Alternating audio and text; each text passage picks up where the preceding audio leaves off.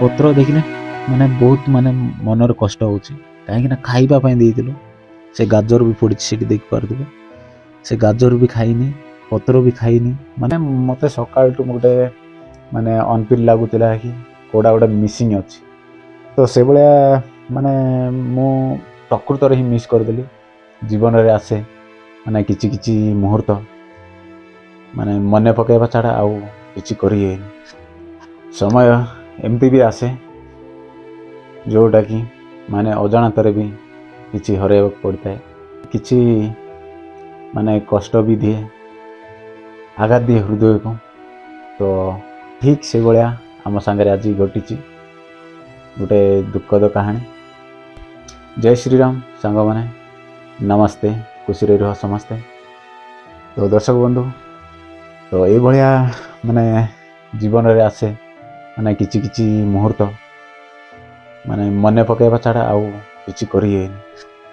ତ ସେଇଭଳିଆ ଆଜି 2025 ମସିହା ଡିସେମ୍ବର ଶେଷ ମାନେ 28 ତାରିଖ ଦିନ ଆଜି ତ ଆମ ସାଙ୍ଗରେ ଘଟିଛି।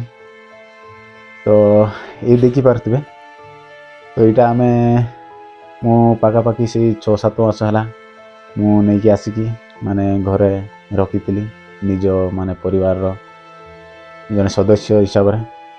ତ ଏମିତି ମାନେ ଘଟଣା ଘଟିଛି ତ ଆମ ସାଙ୍ଗରେ, ତ ଆମେ ଜାଣିନୁ ତ କେଉଁ ଭଳିଆ ମାନେ ସେ ଘଟଣାଟା ହେଲା।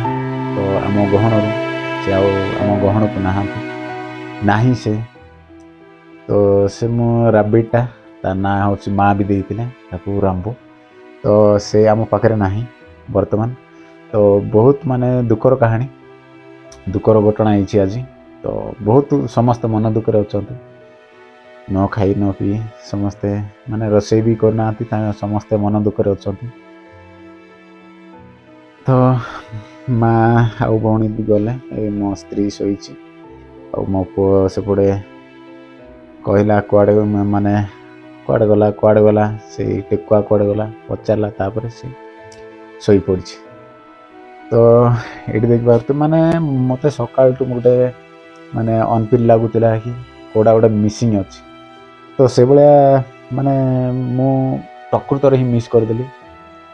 ତ କ'ଣ ହେଇଛି, ତ ସେ ଗୋଟେ ପଞ୍ଜୁରୀଟା ବନେଇଥିଲି, ତ ଆପଣମାନଙ୍କୁ ଦେଖେଇଥିଲି ଭିଡ଼ିଓ। ତ ସେଇ ପଞ୍ଜୁରୀ ଭିତରେ ରଖିଥିଲୁ, ତ ସେ ପରିସ୍ରା କରିକି ଟିକେ ଅଳିଆ ଆବର୍ଜନା କରିଦେଇଥିଲା। ସେଥିପାଇଁ ମୋ ସ୍ତ୍ରୀ ତାକୁ ସଫା କରିକି ଜଷ୍ଟ କିଛି ସମୟ କିଛି ମୁହୂର୍ତ୍ତ ପାଇଁ ସେ ବାହାରେ ରଖିଥିଲି। ତ କାଲି ଟିକେ ଗହଳି ଥିଲା, ଆମର ପର୍ବ ବି ଚାଲିଥିଲା। ସେଇ ଟାଇମ୍ରେ କ'ଣ ନା ଆମର କୁକୁର ଦୁଇଟା ଆସିକି ତ ତାକୁ କେତେବେଳେ କ'ଣ କରିଦେଲେ, କିଛି ଆମେ ସେଇ ବିଷୟରେ ବି ଜାଣିପାରିଲୁନି। ତ ଆମକୁ ମାନେ ଭିତରୁ ମାନେ ବହୁତ କଷ୍ଟ ଲାଗୁଛି, କେଉଁ ଭଳିଆ ମାନେ କ'ଣ ହେଇଛି ପ୍ରକୃତରେ ଘଟଣା ବି ଜାଣିନୁ। ବଟ୍ ତା ପଞ୍ଜୁରୀ ସେପଟେ ଅଛି, ଦେଖେଇବି ଆପଣମାନଙ୍କୁ। ସେ ପଞ୍ଜୁରୀ ମାନେ ଟୋଟାଲି ଓଲଟି ଯାଇଥିଲା। ତ ସେଇଭଳିଆ ସେ କୁକୁର, ଆକ୍ଚୁଆଲି କୁକୁର ହିଁ, ତ ସେଇଠି ସେ ତାକୁ ମାରିଦେଲେ, ଖାଇଦେଲେ। ଲାଷ୍ଟକୁ ଆମେ ପରିଶେଷରେ ପହଞ୍ଚିକି ଦେଖିବା ବେଳକୁ ସେ ଆଉ ନାହିଁ, ତା ପଞ୍ଜୁରୀ ଓଲଟି ଯାଇଛି, ଆଉ ସେ ନାହିଁ। ତାଙ୍କର ପାଦ ଚିହ୍ନ ଗୁଡ଼ାକ ରହିଛି, କୁକୁର ପାଦ ଚିହ୍ନ, ସେଗୁଡ଼ା ଦେଖିଲୁ, ବହୁତ ମାନେ କଷ୍ଟ ହେଲା। ତ ଏବେ ଯାଇ ବି ମାନେ ରାତିରେ କେଉଁ ଭଳିଆ ନିଦ ହେବ ମାନେ ଭାବି ବି ପାରୁନୁ। ତ କାହିଁକି ନା ଗୋଟେ ପରିବାରର ସଦସ୍ୟ ହିସାବରେ ରହିଥିଲା। ତ ମୁଁ ପ୍ରତ୍ୟେକ ମାନେ 3 ଦିନକୁ ଥରେ ତାକୁ ଖାଇବା ଆଣିଦିଏ, ପନିପରିବା। ତ ସେଇଭଳିଆ କାଲି ଯାଇକି ଆଣିଲି, ମାନେ ସେ ମାଉସୀ ଜଣକ ବି ମାନେ ଜାଣିଲା ଭଳିଆ ଆଜି ପାଇଁ ସେ ମାନେ ବହୁତ ଗୁଡ଼ିଏ ମାନେ ଚାରା ଦେଇଥିଲେ। ପତ୍ର ଆଣି ଦେଉଥିଲି, ପନିପରିବା, ଗାଜର, ମୂଳା, ଏଇସବୁ ଜିନିଷ ମାନେ ବହୁତ ଗୁଡ଼ିଏ ପତ୍ର ଦେଇଥିଲେ। ମାନେ ପାଖାପାଖି ସେ 60-70 ଟଙ୍କାରେ ବିକିଥାନ୍ତା, ବଟ୍ ମୁଁ 20 ଟଙ୍କାରେ ମୁଁ ଗୋଟେ 5 କେଜିଆ ଜରିରେ ଫୁଲିକିନା ଆଣୁଥିଲି। ତ ସେ ଏକାଥରକୁ ଗୋଟେ ବଡ଼ ଜରିରେ ଦେଇଥିଲେ। ତ ସେଇଥିରେ ମୋତେ ଗୋଟେ ଅନଫିଲ୍ ହେଲା କି ମାନେ ଫିଲ୍ ହେଲା, ତ କେଉଁଟା ଗୋଟେ ମିସିଂ ହେଲା ଭଳିଆ ମୋତେ ସକାଳଠୁ ଲାଗୁଥିଲା। ବଟ୍ ସେଇଭଳିଆ ହିଁ ହେଲା। ତ ସେ ପତ୍ର ମୁଁ ଦେଖେଇବି, ତ ଏବେ ନଷ୍ଟ ବି ହେଇଗଲାଣି, ସେଇ ଚେଳି ଦିଆ ହେଇଗଲା। ତ ଆଉ କିଛି ବଳିଛି, ଏଇ ଗୋଟେ ମା ଗୁଟେଇକି ରଖିଛି ବୋଧେ। ତ ଏଇଠି ରଖୁଥିଲୁ। ତ କାଲି ପାଇଁ ଆଜି ପାଇଁ ମାନେ ସଫା କରିବା ପାଇଁ ମୋ ୱାଇଫ୍ଟା ମାନେ ଏଇଠି ପଞ୍ଜୁରୀ ରଖିଥିଲେ, ଦେଖିପାରୁଥିବେ ଏଇଟା ହେଉଛି ପଞ୍ଜୁରୀ। ଭାଇ ଏଇଗୁଡ଼ା ପତ୍ର ଦେଖିପାରୁଥିବେ, ପତ୍ର ଦେଖିଲେ ମାନେ ବହୁତ ମାନେ ମନରେ କଷ୍ଟ ହେଉଛି, କାହିଁକିନା ଖାଇବା ପାଇଁ ଦେଇଥିଲୁ। ସେ ଗାଜର ବି ପଡ଼ିଛି ସେଠି ଦେଖିପାରୁଥିବେ, ସେ ଗାଜର ବି ଖାଇନି, ପତ୍ର ବି ଖାଇନି। ମାନେ ତାକୁ ମାନେ ତା ହୃଦୟରେ ବୋଧେ ତାକୁ ଜଣା ପଡ଼ୁଥିଲା, ସେଇଥିପାଇଁ ସେ ଖାଇନି। ତ ସେଇଟା ଦେଖିଲା ବେଳକୁ ମାନେ ଭାରି କଷ୍ଟ ହେଉଛି ମନରେ। ତ କ'ଣ କରିବି, ମାନେ ମୋତେ ଲାଗୁଛି ମୁଁ ନିଜେ ପାପୀ, କାହିଁକି ନା ଗୋଟେ ଜୀବକୁ ଆଣିକି ରଖିଥିଲି, ହେଲେ ସୁରୁଖୁରୁରେ ମାନେ ସୁରକ୍ଷା ଦେଇପାରିଲିନି।